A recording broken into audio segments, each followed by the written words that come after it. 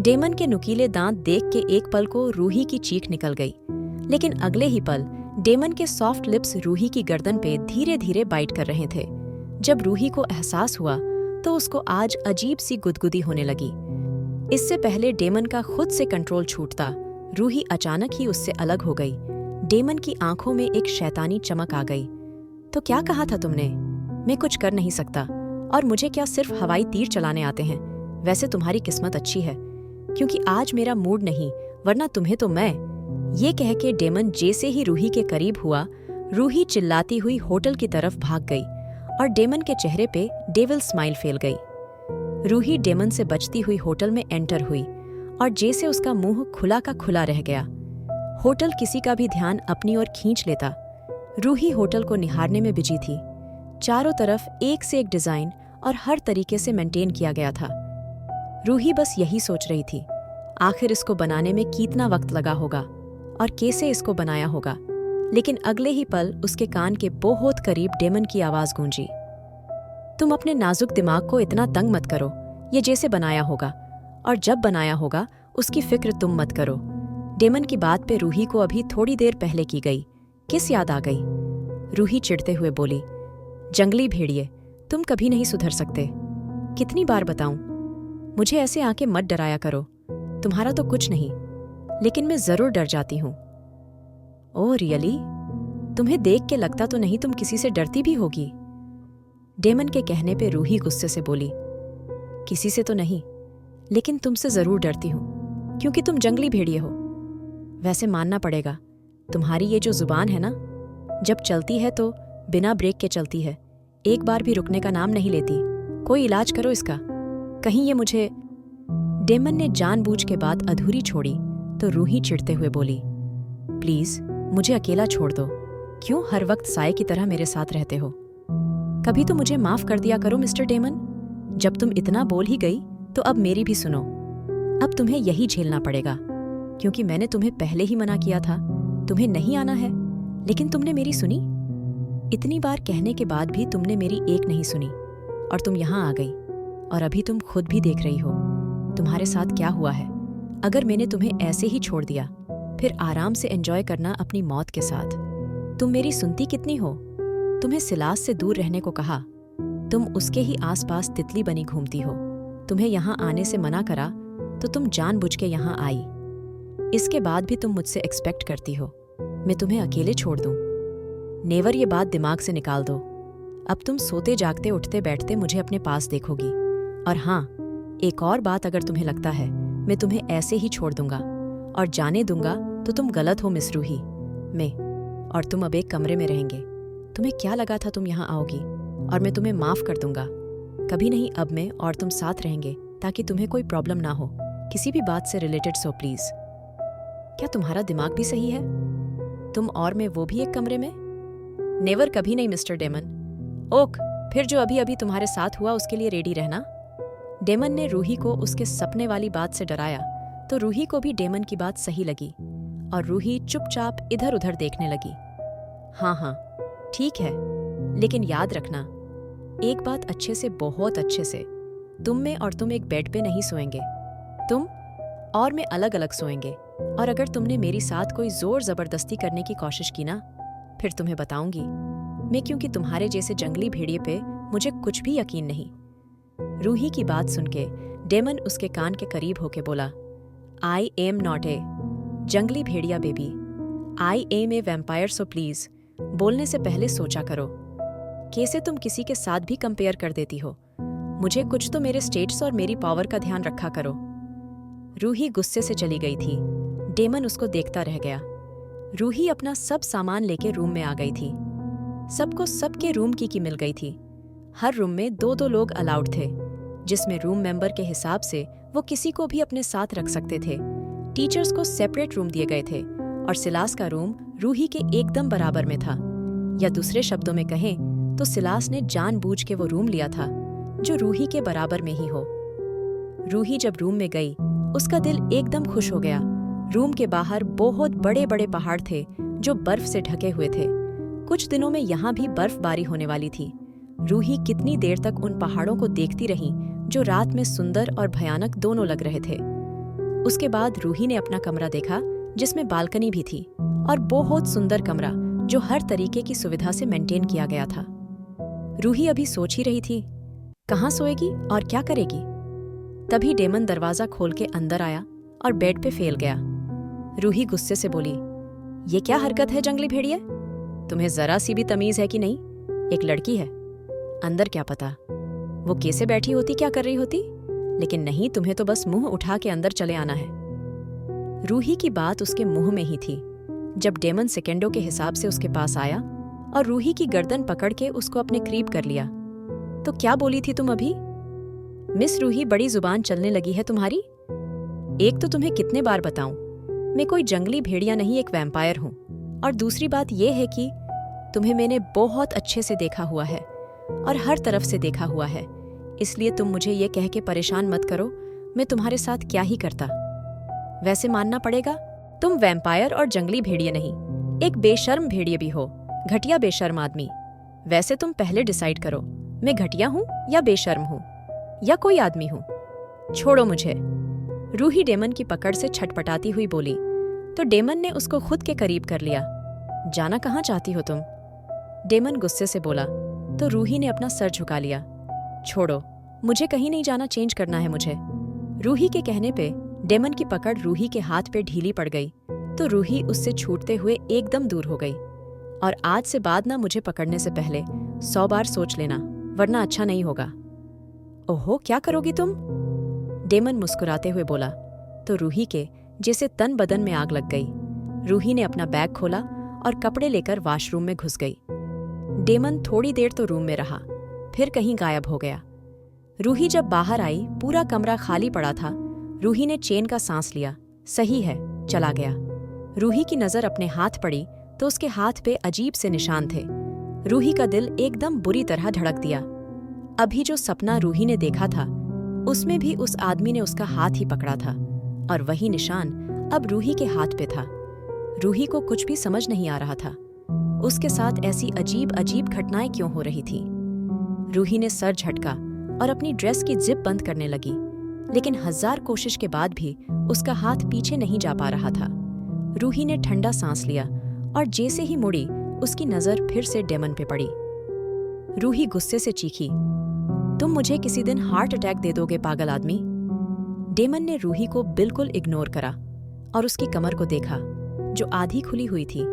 Daemon ने रूही की zip पकड़ी और जैसे ही उसको लगाने लगा, रूही गुस्से से बोली, तुमसे मैंने मदद मांगी और क्यों हर वक्त मेरे पीछे पड़े रहते हो?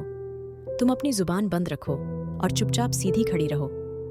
रूही खामोशी से खड़ी हो गई और डेमन ने चुपचाप उसकी जिप बंद कर दी। डेमन फिर से अपना काम करने लगा तो रूही खामोशी से उसके पास आके बैठ गई। डेमन बिना रूही पे ध्यान दिए बोला, क्या काम है? रूही अपने हाथों को देखते हुए बोली, तुमसे एक बात पूछूं? हाँ बोलो, वैसे भी तुम इतनी तमीज से कभी कभी पूछती हो, पूछो क्या पूछना है। अभी जो बस में हुआ वो सब सिर्फ सपना ही था ना? रूही की बात पे डेमन, जिसका ध्यान काम पे था, अब पूरा का पूरा रूही पे चला गया। क्या मतलब? सपना ही था तो सपना ही रहेगा, उसको रियल लाइफ से क्यों कंपेयर कर रही हो? डेमन बिल्कुल नहीं चाहता था रूही को कुछ भी पता चले, और खासकर सिलास के बारे में। तुम श्योर हो ये सिर्फ सपना ही था? एक और सवाल रूही ने पूछा था। हाँ मैं श्योर हूं, और तुम अपना दिमाग जहां जरूरत हो वहां दौड़ाया करो ना कि फालतू बातों में। ठीक है, ये सपना ही था ना? रूही ने एक बार और पूछा। अगर ये सपना ही था तो ये सब क्या है? रूही ने अपना हाथ डेमन के आगे करा तो डेमन ने रूही को देखा। रूही के हाथों में जगह जगह लाल निशान थे, जैसे किसी ने बहुत टाइट रूही का हाथ पकड़ा हो। डेमन को समझने में देर नहीं लगी थी, आखिर ये निशान कैसे हैं और इन सब का क्या मतलब है? तुम इन पे ज्यादा ध्यान मत दो, मैंने भी तुम्हें पकड़ा था, उसके निशान होंगे। डेमन प्लीज मुझसे झूठ मत बोलो, मैं इतनी भी बेवकूफ नहीं हूं। अगर वो सपना था तो ये निशान कैसे हैं? डेमन ने गुस्से से रूही को देखा, और तभी आखिर क्या राज है इन निशानों का और क्या जानना चाहती है रूही?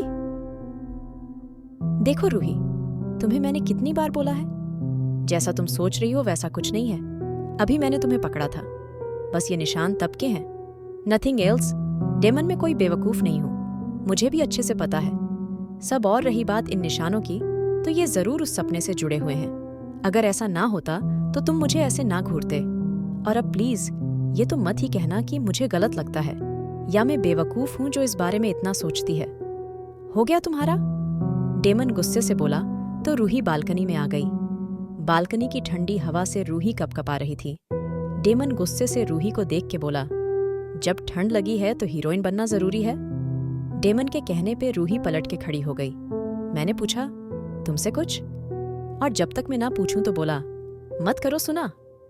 डेमन ने रूही को पकड़ा और उसको दीवार से लगा के गुस्से में बोला, अपनी हद में रहो और ज्यादा उड़ने की जरूरत नहीं है। मेरी बात याद रखना, अगर खुद को ज्यादा ओवर स्मार्ट समझोगी तो जान से जाओगी।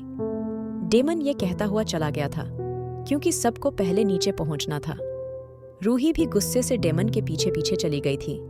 सब स्टूडेंट को गार्डन एरिया में बुलाया गया था। एक और कॉलेज ट्रिप इस जगह आई हुई थी। उनके स्टूडेंट्स भी वहीं थे। डेमन जैसे ही ऊपर से नीचे आया, दूसरे कॉलेज की लड़कियों के मुंह खुले के खुले रह गए। उनमें से एक लड़की बोली, oh my god, who is he? I don't know यार, पर जो भी है मैं तो बस क्या ही कहूं, वो लड़की खुश होती हुई बोली।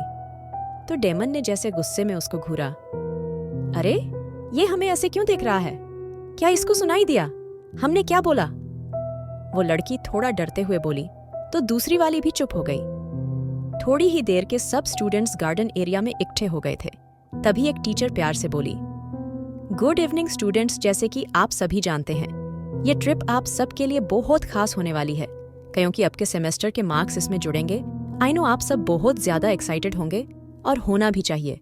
आप सबको बता दिया जाए, दूसरे कॉलेज के सभी बच्चे और आप सब आपस में बातें कर लें क्योंकि अब ट्रिप जितने भी दिन की होगी आप सब लोग साथ ही रहेंगे।